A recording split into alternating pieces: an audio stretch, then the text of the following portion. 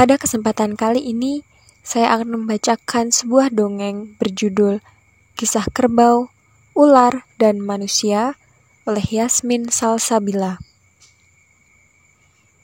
Dahulu kala, di negeri yang jauh di sana, hiduplah sebuah keluarga, terdiri dari ayah dengan 3 anaknya. Sang istri telah lama meninggal saat melahirkan anak bungsunya. Hidup mereka jauh dari kata baik, bahkan bisa dibilang sangat kekurangan.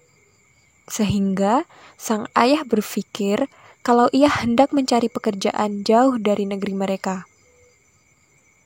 Saat sang ayah hendak pergi, ayahnya berpesan, jikalau nanti dalam 3 bulan ayahnya tak kembali, mereka bisa mencari ayahnya dengan syarat saat melihat air yang sangat jernih di pertengahan jalan nanti, jangan mandi atau minum air di sana. Sampai berulang-ulang ayah mereka mengingatkan. Seiring berjalannya waktu, tak terasa 3 bulan pun terlewati, dan ternyata ayah mereka tidak kunjung kembali. Akhirnya mereka bertiga sepakat untuk mencari ayahnya dengan membawa bekal seperlunya. Mereka berjalan menyusuri hutan berhari-hari, hingga tanpa disadari perbekalan mereka habis. Mereka sangat lapar dan haus. Tiba-tiba, tidak jauh di depan sana ada kolam yang berisi air sangat jernih. Di pinggirannya tumbuh pohon yang sangat rindang sehingga cocok untuk berteduh.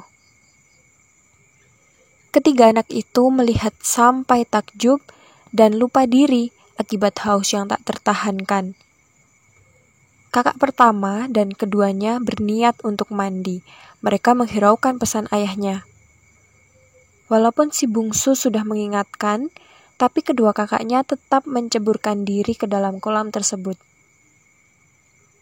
Tidak lama kemudian, saat mereka selesai mandi, alangkah terkejutnya sang adik ketika melihat kakaknya berubah menjadi kerbau dan ular tanah. Saat menyadari apa yang sudah terjadi, sang kakak pertama berubah menjadi kerbau, sangat menyesal dan ia menangis karena tidak mematuhi pesan sang ayah. Begitu juga dengan kakak kedua. Akhirnya, mereka bertiga tetap meneruskan perjalanan untuk menemui sang ayah. Saat bertemu sang ayah, betapa terkejutnya dia melihat apa yang terjadi terhadap anak-anaknya. Ayahnya menangis menyesali karena anaknya tidak mengikuti nasihatnya. Seketika, sang kakak yang berubah menjadi ular merasa lapar sehingga ia melihat ada seekor katak. Ular langsung menggigit katak itu. Dan ternyata ia salah menduga, itu bukan seekor katak melainkan mata kaki sang ayah. Ayahnya menjadi lemas tak berdaya dan akhirnya meninggal dunia. Ular, kerbau, dan sang adik menangis sejadi-jadinya menyesali perbuatan mereka. Karena dari awal tidak mendengarkan nasihat ayah. Akhirnya, setelah kejadian itu, ular berpesan kepada adiknya agar sebelum jauh masuk ke hutan, jikalau melihat ular tanah segera bunuh. Kalau tidak, mereka akan mematuk kakinya. Lalu, sang kakak yang menjadi kerbau meminta untuk berbakti, yaitu membantu membajak sawah dan bersedia dikurbankan.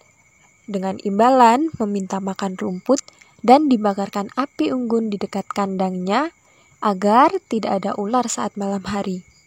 Dan hingga sekarang ini, di mana ada kandang kerbau, di sana pasti ada api tidak jauh dari kandang. Begitulah dongeng ini berakhir.